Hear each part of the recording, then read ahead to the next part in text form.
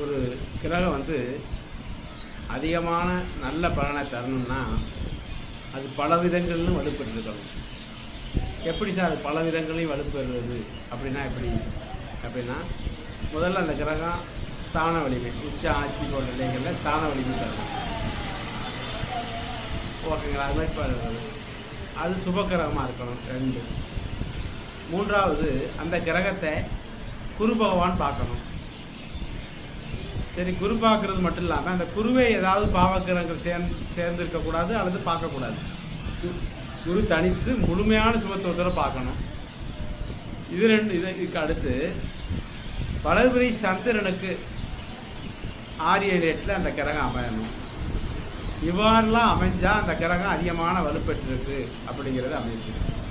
அது குறிப்பாக லக்கணத்துக்கு நண்பராகவும் இருந்து இருக்கணும். இவ்வளவு இருந்துட்டு கடைசியில் அந்த திசையே வரலன்னா சொல்லுவாங்க, ஒதி பொறுத்து உத்தரத்துக்கு ஆகுமா, காஞ்சராங்காய் பழுத்தாலும் அதுக்காக மார்க்கெட்டில் கொண்டு வைக்க முடியாது அப்படிங்கிற மாதிரி.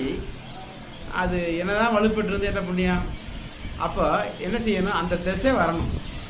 எல்லாவற்றுக்கும் மேலாக அந்த கிரகம் யோகத்தை ஜாதகர் கொடுக்கணும். அந்த கிரகம் அது வாழக்கூடிய அந்த முக்கியமான காலகட்டங்களில் அந்த திசையே வந்தால் அந்த காலகட்டங்களில் அவன் எதிர்பாராத விதத்தில் அவன் கற்ற கல்வி மூலமாகவோ பெற்ற ஞானம் மூலமாகவோ அவன் ஜாதகத்தில் அந்த கிரகம் தொழில் ஸ்தானத்தோடு தொடர்பு கொண்டிருந்தால் அந்த கிரகத்துக்குரிய தொழில் அவர் செஞ்சு அதில் முன்னேறக்கூடிய யோகத்தை அவர் பெறுவார்.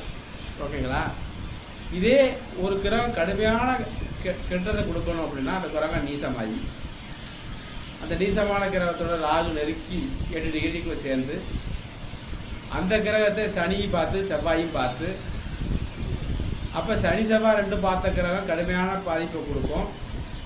அது ஸ்தானவரிய நீச வேற ராகுவோடு 8 பாகக்குள்ள இணையுது. அப்போ என்ன செய்யுது, கடுமையான பாதிப்பு. இப்போ குருவேருக்கு மகரத்தில் நீசமாகி ராகு இணைஞ்சு 8 பாகக்குள்ள சனி தன் 10ஆம் பார்வையாகவும் செவ்வாய் ஒரு 4ஆம் பார்வையாகவும் அந்த இடத்த பார்க்குறப்ப அந்த ஜாதகருக்கு அந்த குருவால் எந்த விதமான பலனும் கிடைக்காது. அது அந்த திசையே வந்துச்சுன்னா அந்த திசை காலங்களில் கடுமையான கஷ்டங்களை நஷ்டங்களை அவன் சந்திக்கக்கூடிய தன்மை வந்துடும். ஓகேங்களா? இதுதான் அதிகமாக கெட்டு போகிறது. முதல்ல சொன்னது தான் அதிகமாக வளர்த்துருக்கிறது. ஓகேங்களா? இதே நேரத்தில் குரு நீசம் மட்டும் பெற்றிருந்தால் பலம் இறந்துருக்குன்னு அர்த்தம். ஆனால் அதே நேரத்தில் தேவையான ஒரு விதமான பலங்கள் கொடுத்துரும். சுக்கிர நீசம் பெற்றால் ஏதாவது ஒரு மனைவியை கொடுத்துரும். குரு நீசம் பெற்றால் ஏதாவது ஒரு பொருளாதாரத்தை தந்துடும்.